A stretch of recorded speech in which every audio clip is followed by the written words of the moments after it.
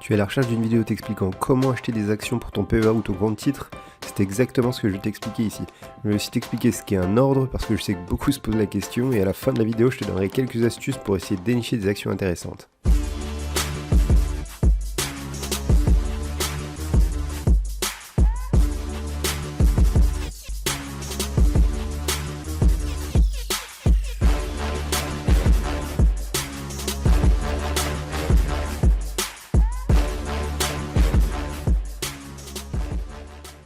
Alors bonjour à tous, je suis Guillaume de la chaîne Esprit Ambitieux, chaîne dans laquelle je vous aide à obtenir des revenus secondaires afin d'atteindre votre liberté financière. Si vous êtes nouveau ici, n'oubliez pas de vous abonner pour ne pas rater les dernières astuces, tutoriels et conseils. Dans cette vidéo, il s'agit de l'épisode 2 de ma série de tutoriels pour vous apprendre à investir en bourse via un PEA ou un compte titre.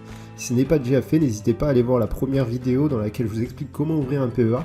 Vous verrez la petite fiche s'afficher en haut de la vidéo, vous avez juste à cliquer pour accéder à l'épisode 1. Alors passons au vif du sujet, je vais vous expliquer comment acheter une action pour votre PEA ou votre compte titre. Alors ici on prend l'exemple de Boursorama, mais c'est à peu près pareil partout. Il faut d'abord choisir l'action que vous allez vouloir acheter. Donc pareil, à la fin de la vidéo je vous montrerai quelques astuces pour trouver des actions intéressantes. Ici c'est mon portefeuille. Là je voudrais acheter par exemple du Medicis Pharma. Je vous expliquerai dans une prochaine vidéo quelle est ma stratégie. Comme vous pouvez voir, elle est en général plutôt gagnante. Donc ici on va acheter du Medicis Pharma. Alors vous cliquez ici en haut de la page et vous recherchez le nom de l'entreprise, Medicis Pharma. Ici donc on va juste mettre Medicis. Et ici vous avez l'action qui s'affiche.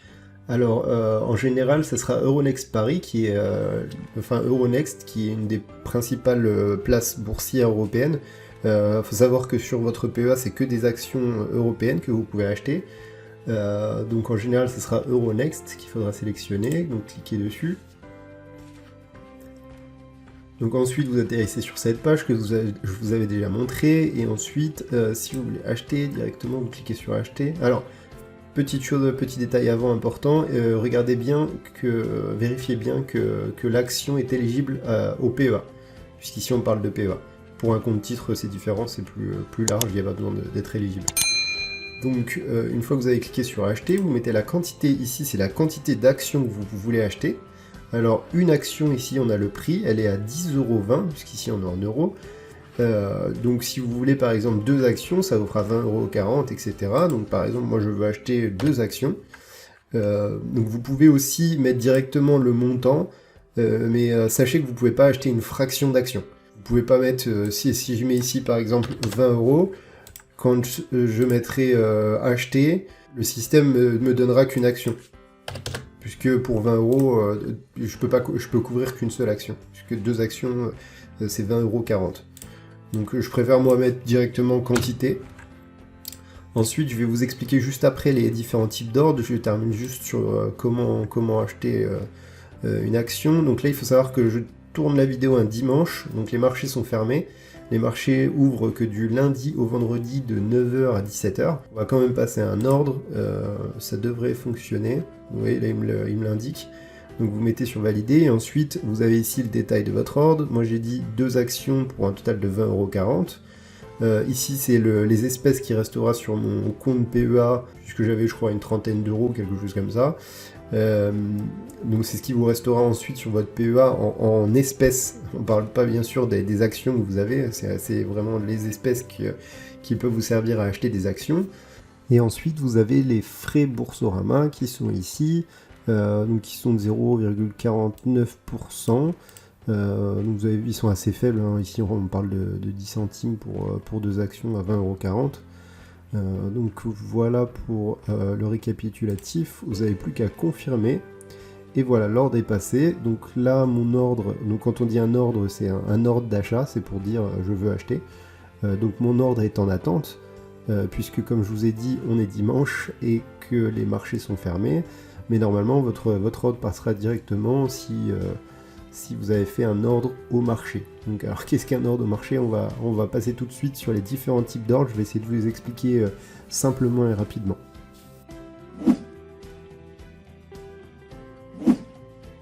Alors quels sont les différents types d'ordres?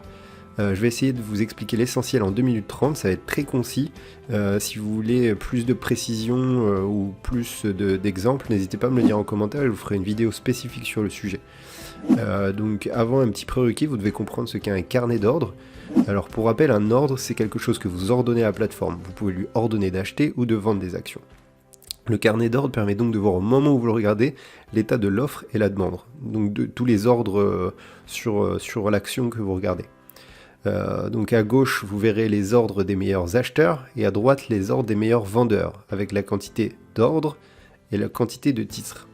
Alors commençons maintenant ces 2 minutes 30 d'explications express pour comprendre l'essentiel sur les ordres. Alors le premier type d'ordre, c'est l'ordre au marché, que je recommande si vous avez un petit budget. Il s'agit d'un ordre sans condition de prix avec exécution immédiate. En gros, vous dites simplement « je veux acheter cette action » et Boursorama ou votre banque vous donnera l'action la plus en haut du carnet d'ordre. L'avantage, c'est que vous passez en priorité dans le carnet d'ordre. L'inconvénient, c'est que vous achetez sans condition de prix. Boursorama vous donne juste les actions les plus en haut du carnet d'ordre. Le deuxième type d'ordre, c'est l'ordre à cours limité. Cet ordre ajoute une condition de prix à votre ordre. En gros, vous pouvez dire « je veux acheter ou vendre cette action quand elle sera à 15 $ par exemple » et dès que ce prix est disponible sur le carnet d'ordre, Boursorama exécute votre ordre. L'avantage, c'est que vous maîtrisez votre prix. L'inconvénient, c'est que vous passez après les ordres au marché, et il est aussi possible de n'avoir qu'une partie des actions voulues. Par exemple, si vous passez un ordre d'achat de 500 actions et qu'il n'y a que 300 actions disponibles au prix demandé, vous n'aurez que 300 actions, et vous aurez toujours un ordre en attente de 200 actions, tant qu'il n'y a pas d'autres actions disponibles au prix donné. Le troisième type d'ordre, c'est un ordre à seuil de déclenchement. C'est un mix entre les deux premiers types d'ordre qu'on a vus. Vous fixez un prix, et dès que ce prix est passé, votre ordre est exécuté comme un ordre au marché. Boursorama vous donnera les actions les plus en haut du carnet d'ordre en gros. L'avantage, c'est que vous êtes sûr d'avoir le bon nombre de titres. L'inconvénient, c'est que vous avez une moins bonne maîtrise du prix puisqu'une partie de vos actions peuvent être achetées à un prix différent de celui fixé. Dans le cas où vous achetez un grand nombre d'actions, et comme on l'a vu avant, vous pouvez, si vous achetez 500 actions et qu'il n'y a que 300 actions au prix demandé, ici au lieu d'acheter que 300 actions, vous allez en acheter 300 au prix demandé et 200 au prix suivant, donc un tout petit peu plus cher. Alors le quatrième type d'ordre, c'est l'ordre à plage de déclenchement. C'est une combinaison entre l'ordre à seuil de déclenchement et l'ordre à cours limité. Vous donnerez deux montants, le premier indiquera le prix auquel votre ordre sera déclenché, le second donnera le prix de votre ordre limité. En gros, vous achèterez toutes les actions disponibles entre les deux prix que vous allez donner.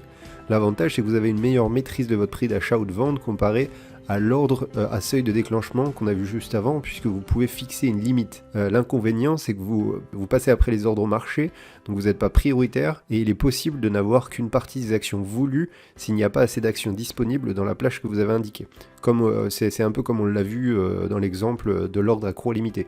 Alors ensuite, le dernier ordre, c'est l'ordre suiveur. C'est comme un ordre à seuil de déclenchement, sauf qu'au lieu de mettre un prix, vous mettez un pourcentage. Par exemple, si vous achetez une action et que vous mettez un ordre suiveur de vente de 5%, lorsque votre action baissera d'au moins 5%, un ordre au marché de vente sera déclenché. Mais tant que l'action augmentera, vous garderez votre action.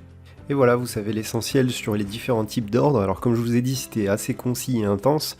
Si vous voulez une vidéo plus complète, j'en ferai une avec plaisir, n'hésitez pas à me le dire en commentaire.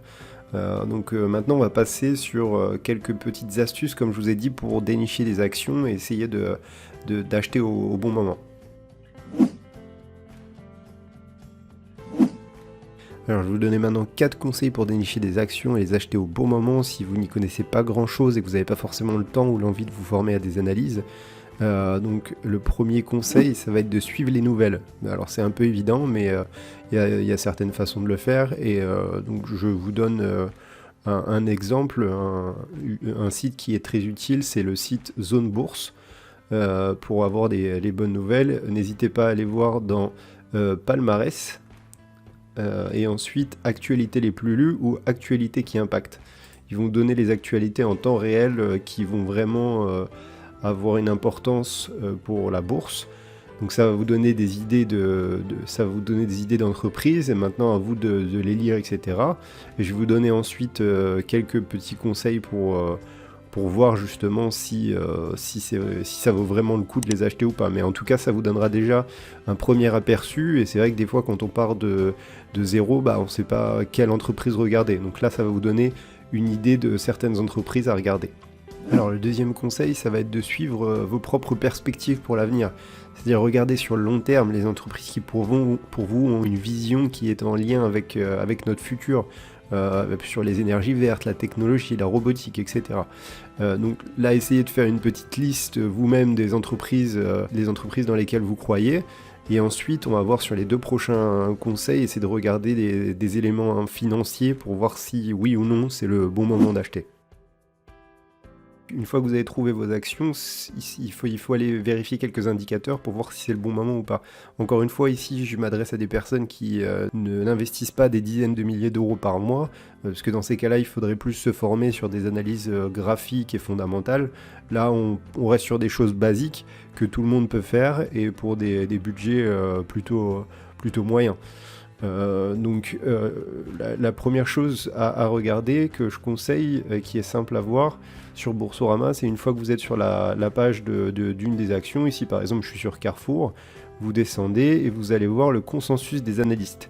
En gros, il résume l'avis de différents analystes et ça vous donne un bon indicateur pour savoir quel est le moment d'acheter. Renforcer, ça veut dire que vous avez déjà des actions et acheter un petit peu plus. Conserver, c'est garder, alléger et vendre, etc. Enfin, vous avez compris.